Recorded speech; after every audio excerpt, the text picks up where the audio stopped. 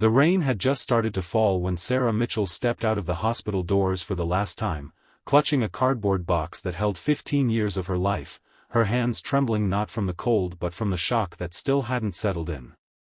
Fired.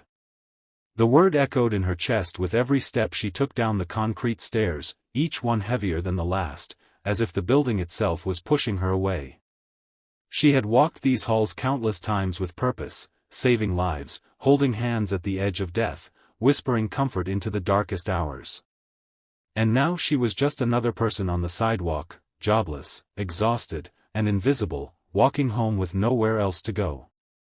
Before the story unfolds any further, take a moment right now. If you believe in kindness, second chances, and the quiet heroes who walk among us every day, please like this video, share it with someone who needs hope, subscribe to the channel, and tell us in the comments where you're watching from.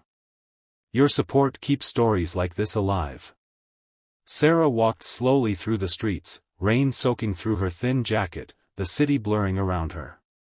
Cars rushed past without noticing her, people hurried under umbrellas, and storefront lights reflected off the wet pavement like fractured memories.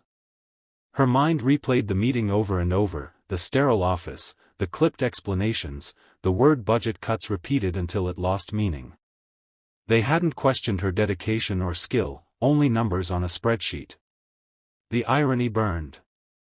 She had skipped meals, missed birthdays, worked double shifts during crises, and now she couldn't even afford the bus ride home.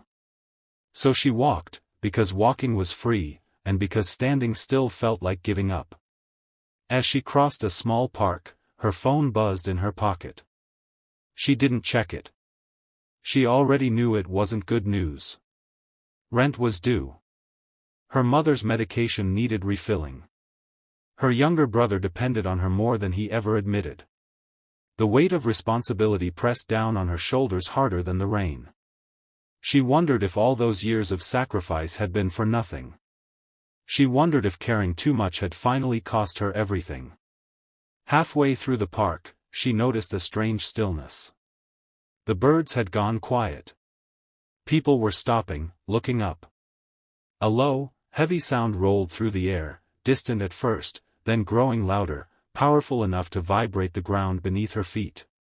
She looked toward the open field ahead, her heart tightening with confusion. 2 military-grade helicopters descended from the gray sky, blades slicing through the rain, wind whipping leaves and water into chaotic spirals.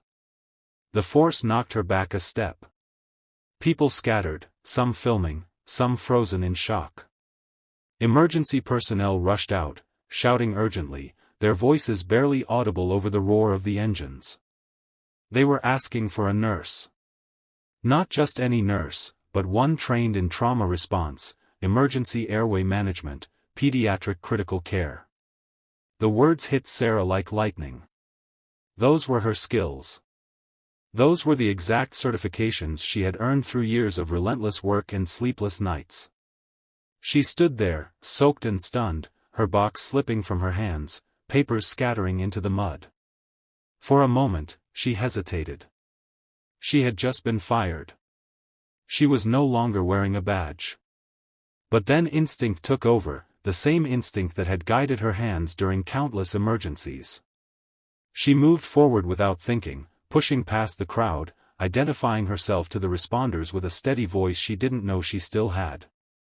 Somewhere nearby, a bus accident had left multiple victims critical, including a child whose airway was collapsing. Time was running out. There was no one else close enough with her level of training. The helicopters hadn't landed by chance. They had landed because someone like her was needed, and she was the only one there. What followed blurred into motion and purpose. Sarah worked with a clarity she hadn't felt in months. Her hands were sure, her mind sharp. She stabilized patients, guided paramedics, made decisions that saved lives. Rain mixed with sweat on her face, but she didn't stop. The world narrowed to heartbeats, breathing, and the fragile line between life and loss. When it was over, when the helicopters lifted back into the sky carrying survivors toward advanced care, the field fell silent again, as if holding its breath in respect. Sarah stood there, drenched, exhausted, and shaking. Then she noticed the people around her looking at her differently. Not with pity, not with indifference, but with awe. News crews had arrived. Officials approached her, asking her name, her background, her employer. When she quietly explained that she had been fired just hours earlier, the disbelief was immediate. Calls were made. Questions were asked. Stories spread faster than the rainwater pooling at her feet. By that evening, the video of the helicopter's landing and the nurse stepping forward had gone viral. Millions watched as commentators called her a hero.